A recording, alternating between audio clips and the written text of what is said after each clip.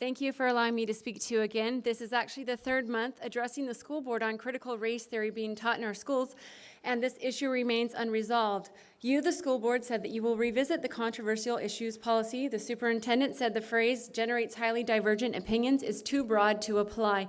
In the meantime, the principal at Oker Hills Middle School has said that they will teach critical race theory again next year.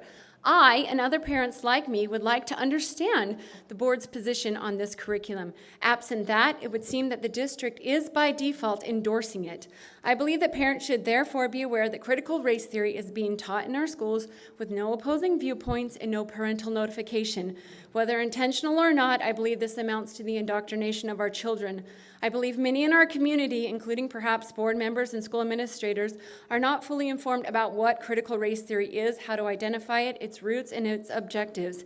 If this is the case, I would ask you to diligently do your homework. It is permeating our society daily.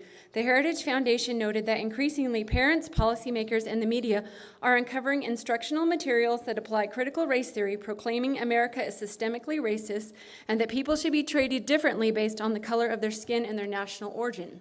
And just this month, the federal government proposed education priorities for American history and civics that will be awarding funds to public schools who adopt critical race theory and incorporate material like the New York Times 1619 Project and ideology by Ibram Kennedy, the critical race theory expert, who says in order to truly be anti-racist, you have to be truly anti-capitalist. One high school teacher in Manhattan raised alarm that anti-racist curriculum is actually training students to be racist. Quote, "My school, like many others, induces students via shame and sophistry to identify primarily with their race before their individual identities are fully formed. Students are pressured to conform their opinions to those broadly associated with their race and gender and to minimize or dismiss individual experiences that don't match those assumptions. The morally compromised status of oppressor is assigned to one group of students based on their immutable characteristics. In the meantime, dependency, resentment, and moral superiority are cultivated in students who are considered oppressed," end quote. The time has come to draw a line as to where this board stands on the teaching of critical race theory in our schools. This is not a new civil rights movement. It is far from the principles taught by Dr. Martin Luther King and many others. It is intent on dismantling America as we know it. Currently in our country, people are exercising their constitutional rights in opposing critical race theory and publicly funded organizations such as schools. Over the past few months, legislatures and elected leaders in many states have ordered bans on teaching material like this to protect them from litigation. Christopher Rufo, a public policy think tank, offered, "I have organized a coalition of attorneys to file lawsuits against schools and government agencies that impose critical race theory-based programs on the grounds of the First Amendment, which protects citizens from compelled speech, the 14th Amendment, which provides equal protection under the law, and the Civil Rights Act of 1964, which prohibits public institutions from discriminating based on race." Thank you. Hello, thanks for letting me talk. My name's Casey Wilson. I'll just get to it. I've been asked to speak on the new way that our teachers are inserting their political ideologies in the classroom, promoting beliefs that are at the least concerning and at the most dangerous to our children's views on themselves and in the country in which they live. A month or so back, Nicole Klein shed light on a new set of teachings that our teachers were going to be teaching in the classrooms. Being concerned, we contacted Bryce Dunford to see if this form of CRT was going to be taught in our kids' schools. Mr. Dunford assured us that it was not going to be taught to kids, but rather it was something being taught to teachers to handle situations that kids might bring up in the classroom. We were told that there would be a review of the teacher's training for parents to see what all of this was about. We received a Zoom invitation only to be shown a second grade class being taught by a teacher that told them about Black Lives Matter and his personal feelings about how good this movement is. By the Black Lives Matter website's own admission, they are a radical activist group that believes that America is fundamentally racist, that we should defund the police because it is a white supremacist group, and that our education system is systematically racist.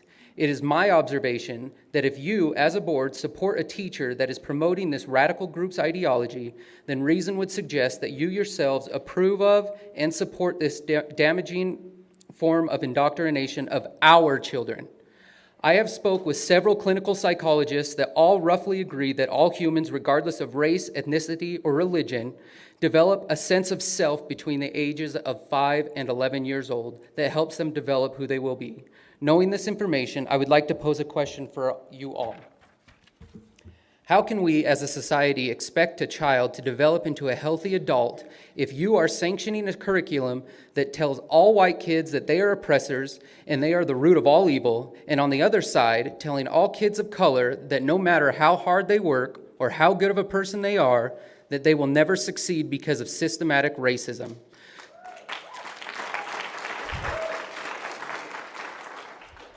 To quote Michelle Loveday in an article from August 29th of 2020, she said, "There is a presidential election every 4 years, and teachers find ways to navigate classroom discussions about politics without revealing to students their personal views on candidates or issues. The same principles would apply to classroom discussions on social justice.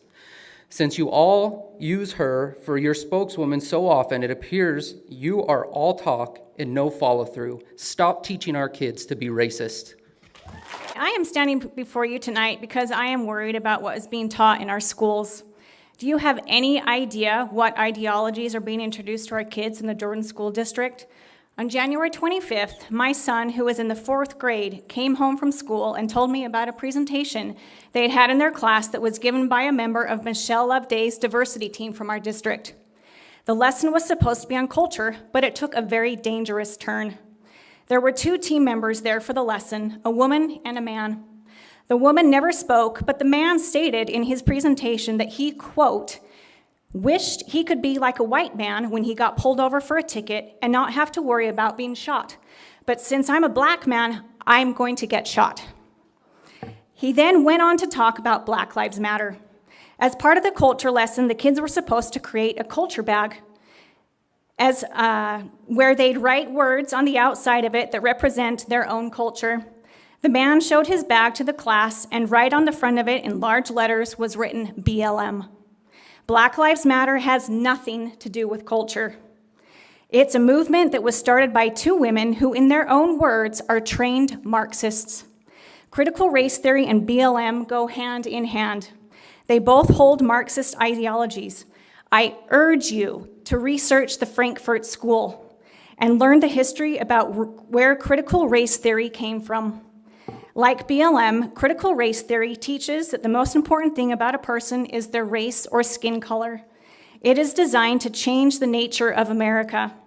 If you turn on the news, you see how divided our country is. This is all in the founders of critical race theory's plan. It's all about the destabilization of America and the infiltration of American institutions. It teaches kids that either they are a victim or an oppressor based on their skin color, and it pits people against each other. These kids will be brainwashed to oppress themselves if these concepts are taught in our schools. Our country is not perfect, but a lot of time, money, and blood was given to break free of our racist past. Critical race theory is not a continuation of the civil rights movement. It is a repudiation of it. Great progress has been made, but critical race theory says progress is a mirage, that racism never died, it just hid itself. Our kids are not born racist, and I sure haven't taught my kids to judge anyone by their skin color. They go to school to get a real education, not to learn ideology. I urge you as a school board to not let critical race theory be taught in our schools. We need to refuse this dangerous ideology. Hi, I'm Gloria Vindas, a parent and constituent of the Jordan School District. I think it's safe to say there is a great disparity between the Caucasian community and the minorities of the state. Today, I will be speaking on behalf of my proud Latino heritage and Mexican-American woman. I recently moved here from California, a suburb of Los Angeles County, where my husband and I raised our 4 children. I asked him to come up here with me because this story directly affects him. Our youngest son is 16. I was super excited to be able to send my son to Copper Hills High School. But after doing extensive research and speaking with many locals here, I realized to my disappointment that this Utah education system is not much different from the California school education system. That is not a good thing. The school boards across the state take little to no regard or consideration that for the matter of parents, the children, or their constituents that you each were elected to represent. I've been against many school boards in Los Angeles, and it is no easy feat, as I have told Ms. Miller. I pulled my son out of the California public education system because of Common Core and critical race theory, which is a dangerous and toxic curriculum and ideology. I've heard of multiple occasions from many superintendents and school boards, and in Michelle Loveday for that matter, that critical race theory is not being taught in our schools. Maybe the collegiate level curriculum that the critical race theory is not being taught, but it is definitely implicit in the Jordan's district throughout many schools K through 12. You can call it diversity inclusion training. You can call it what does it mean to be human study, Unity Inclusion Program, the Giraffe Club, the culturally responsive teaching, et cetera. You can call it whatever you want. It still has implications of critical race theory. And I know firsthand from fighting the school boards in LA, I remember reviewing very similar curriculum that seemed harmless at the time, but had the long-term ideology of CRT being the end goal. And we are here to say, stop it now. Teaching on multiculturalism and appreciating and respecting different ethnicities and cultures is one thing, but teaching that our Caucasian brothers and sisters, are systemically racist because of the way they were born is also racist. And let it be said, if anyone thinks that my husband and I come from a place of privilege as a minority, you couldn't be further from the truth. At one time, I was partially homeless with 2 babies, and my husband grew up in one of the poorest gang-infested, drug-affected areas of the LA Harbor. We've been racially profiled. My husband has been falsely arrested multiple times, and we've been a victim of severe police brutality by white police officers. We've had our fair share of racial incidences. Is there still racism here in America? Yes, but not to the level that it is being promoted today by our media. Do we blame all police officers and all Caucasians for the acts of a few? Absolutely not. Most people of all races are good. Most minorities do not feel that we are victims. We are more than conquerors of our circumstances. We have built 2 successful businesses together, my husband and I. We work hard every day for everything that we have because we have the same opportunities here in America as everyone else. So spare our children from this toxic curriculum. Stop voting based off of personal choice. These people did not vote for you to choose for what you want. They voted for you to have their voices heard. We are here to hold each of you accountable collectively and personally. Because if you do not listen to us and what we want regarding masks and CRT, when it comes to election time, I will still have a voice at this podium, but I guarantee you each one of you will not have a seat at that board.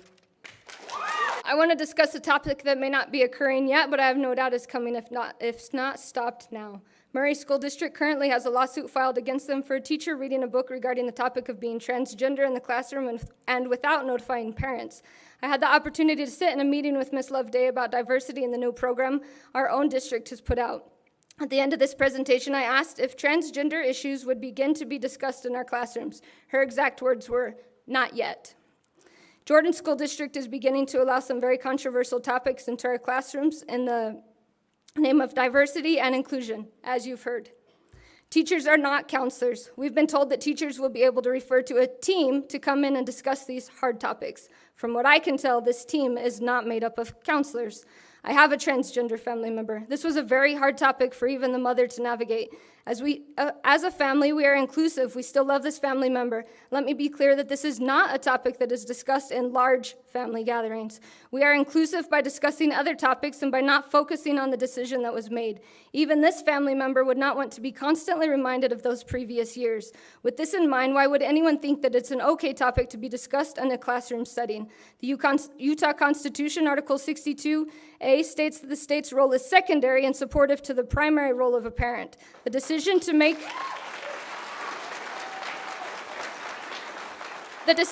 the transition of transgender is personal and different for everyone. It is not a topic that should be discussed in a classroom, but individually and with a parent's involvement.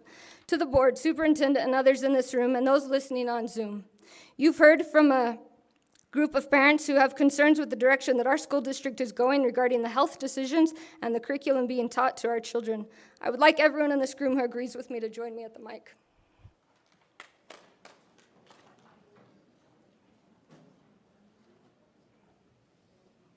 We are parents who want what's best for our children. I love this crowd.